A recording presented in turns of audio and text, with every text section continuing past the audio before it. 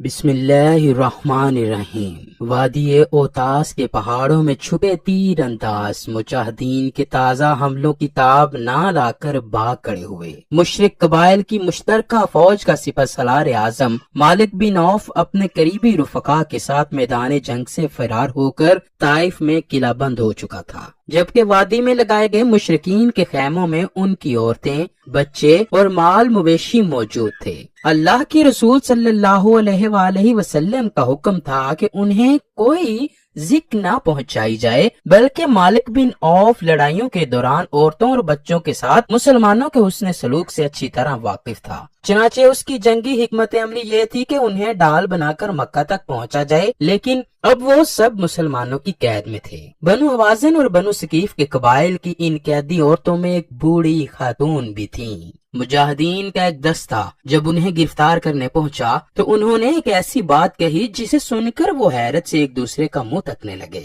بوڑھی خاتون نے مجاہدین کے تجسس بھرے چہروں پر نظر ڈالی اور پورے اعتماد کے ساتھ اپنی بات دہرائی، میں تمہارے سپہ سالار اور اللہ کے نبی کی بہن ہوں۔ مجاہدین کا یہ دستہ قریش کے نومسلم نوجوانوں اور مدینہ کے انصار پر مشتمل تھا۔ سب نے غیر یقینی انداز میں ایک دوسرے کو دیکھا۔ پھر دستے کے کمانڈر نے بڑی بی کو حضرت کی خدمت اقدس میں پیش کرنے کا فیصلہ کر لیا۔ اللہ کے رسول جنگ کے اگلے مرحلے یعنی طائف سے متعلق حکمت عملی کے بارے میں اپنے رفقا سے مصروف گفتگو تھے کہ ایک صحابی خیمے میں داخل ہوئے اور عرض کیا، یا رسول اللہ، جنگی قیدیوں میں موجود ایک بوڑھی عورت آپ کی بہن ہونے کا دعویٰ کر رہی ہے۔ چونکہ حضور علیہ الصلوۃ والسلام کا کوئی بھائی نہ تھا اور نہ ہی بہن، اس لیے سب حیران تھے کہ یہ کون عورت ہے جو بہن ہونے کا دعویٰ کرتی ہے۔ اللہ کے رسول نے فرمایا، اس خاتون کو اندر لایا جائے۔ خاتون خیمے میں داخل ہوئی تو حضرت کی جانب محبت بھرے انداز میں دیکھتے ہوئے پرجوش لہجے میں بولی، اے اللہ کے رسول، میں آپ کی بہن شیما بنت حارث ہوں۔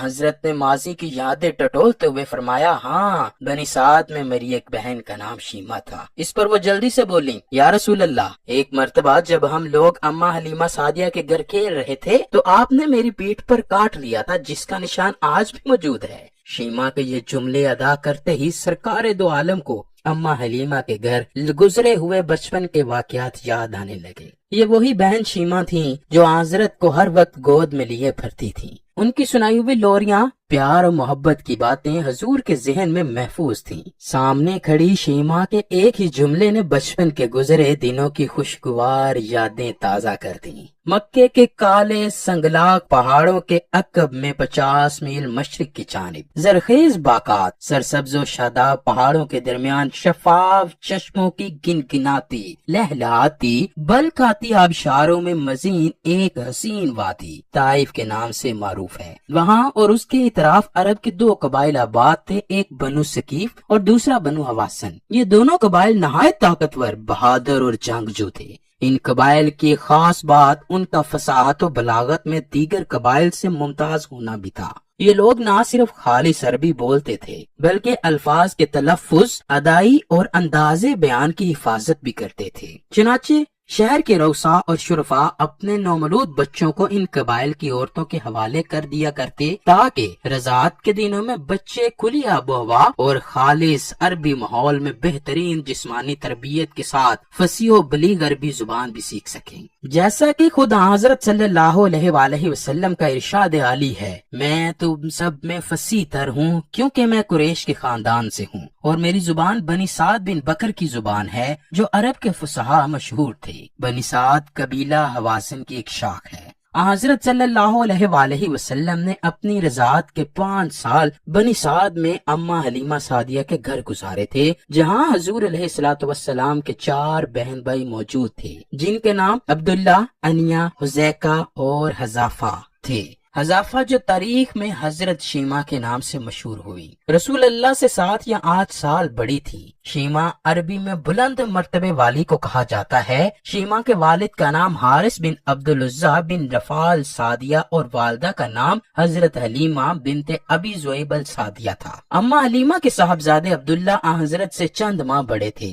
عبداللہ اور حضرت شیما نے حضرت کے قیام مکہ کے دوران خدمت اقدس میں حاضر ہو کر اسلام قبول کیا تھا۔ رسول اللہ صلی اللہ علیہ وآلہ وسلم کے اپنے تو کوئی بھائی بہن نہیں تھے، اما حلیمہ کے بچے ہی ان کے رضائی بھائی بہن تھے۔ بچپن کے نہایت قیمتی اور انمول سال آپ نے ان بچوں کے ساتھ ہی گزارے تھے، جہاں حضرت شیمہ نے اپنی محبتوں کے تمام پھول اپنے رضائی بھائی پر نچھاور کر دیے۔ علامہ حافظ ابن حجر اپنی مشہور تصنیف الصحابہ میں تحریر کرتے ہیں کہ شیمہ حضرت کو ہر وقت گود میں لیے رکھتی اور لوریاں دیا کرتی۔ اس لوری کا ترجمہ یوں ہے: اے ہمارے رب، ہمارے لیے محمد کو باقی رکھنا تاکہ میں انہیں بھرپور جوان ہوتے ہوئے دیکھ سکوں، پھر میں انہیں سردار کے روپ میں دیکھوں۔ اے اللہ، ان کے دشمنوں اور حاسدوں کو ذلیل و رسوا کرنا، جبکہ انہیں دائمی عزت عطا فرمانا۔ حضرت شیمہ شدید گرمیوں کے ایک دوپہر حضرت کو باہر لے گئیں۔ اما حلیمہ کو فکر لاحق ہوئی تو وہ انہیں تلاش کرنے کے لیے باہر نکلی۔ کیا دیکھتی ہیں کہ شیمہ آپ کو گود میں لیے یہ اشعار پڑھ رہی ہیں: یہ میرے وہ بھائی ہیں جو میری ماں سے پیدا نہیں ہوئے، اور یہ میرے والد اور چچا کی نسل سے بھی نہیں، لیکن میں ان پر اپنے معزز ماموں اور چچا فدا کرتی ہوں۔ اے اللہ، ان کی بہتر پرورش فرما۔ اما حلیمہ نے فرمایا: اے شیمہ، انہیں اتنی شدید گرمی میں لے کر کہاں آ گئی ہو؟ عرض کیا: اما جان، انہیں گرمی نہیں لگ رہی، کیونکہ دھوپ سے حفاظت کے لیے ان پر ایک بادل سایہ فگن رہتا ہے۔ جب یہ چلتے ہیں تو وہ بادل بھی چلتا ہے، اور جب یہ رک جاتے ہیں تو بادل بھی رک جاتا ہے۔ حضرت شیمہ کہتی ہیں کہ ایک دوپہر ہم بچے گھر سے ذرا دور وادی میں کھیل رہے تھے کہ اچانک دو نورانی صورت اور لمبی داڑھیوں والے لوگ آئے جو سفید لباس زیبتن کیے ہوئے تھے۔ انہوں نے میرے بھائی محمد صلی اللہ علیہ وآلہ وسلم کو پکڑ کر زمین پر لٹایا اور سینے پر چھری پھیر دی۔ یہ ہولناک منظر دیکھ کر ہم سب بچے چیختے چلاتے گھر کی طرف بھاگے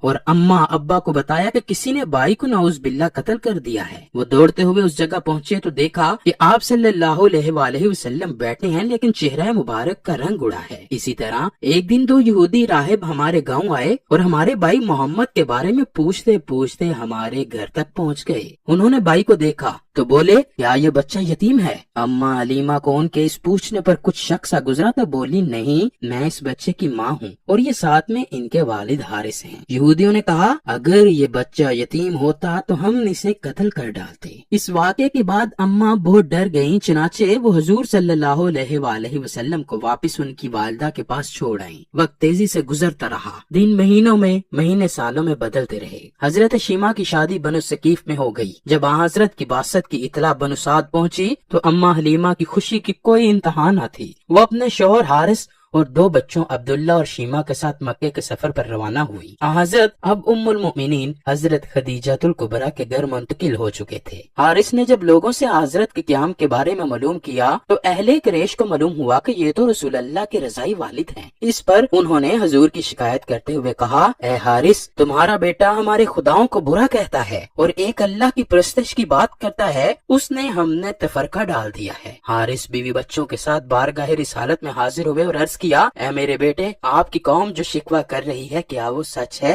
رسول اللہ صلی اللہ علیہ وآلہ وسلم نے فرمایا: نہ صرف سچ ہے بلکہ بروز قیامت آپ خود اپنی آنکھوں سے بھی دیکھ لیں گے۔ حارث تو آئے ہی اسلام قبول کرنے کے لیے تھے، چنانچہ پورا خاندان مشرف پا اسلام ہوا۔ حضرت حلیمہ تو مکے اور مدینے میں ایک دو بار حضرت کی خدمت میں حاضر ہوتی رہیں، لیکن پھر حضرت شیمہ سے رسول اللہ کی کوئی ملاقات نہ ہو سکی۔ اب اس جنگ میں اتنے عرصے بعد بہن کو قیدی کی حیثیت سے اپنے سامنے دیکھا تو فرط محبت سے آنکھوں سے آنسو جاری ہو گئے۔ بہن کے استقبال کے لیے اٹھے، اپنی چادر زمین پر بچھائی اور انہیں اپنے پاس بٹھا لیا۔ صحابہ کرام کے لیے بہن بھائی کی محبت کا یہ منظر نہایت حیران کن تھا۔ دونوں دیر تک بچپن کی یادیں تازہ کرتے رہے۔ پھر رسول اللہ نے بہت سا مال، چند اونٹ اور دیگر مویشی عنایت فرماتے ہوئے پیشکش کی کہ اگر وہ چاہیں تو مدینے میں رہیں، لیکن انہوں نے اپنے گھر جانے کی خواہش کی، جس پر انہیں نہایت عزت و احترام کے ساتھ چند محافظوں کے ساتھ ان کے گھر روانہ کیا گیا۔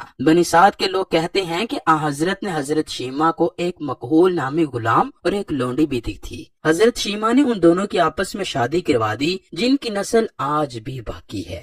بعد ازاں حضرت صلی اللہ علیہ وآلہ وسلم نے غزوہ حنین کے دوران گرفتار کیے گئے بنو حوازن کے تمام 6000 قیدی رہا فرما دیے اور ان کا مال وغیرہ بھی واپس کر دیا۔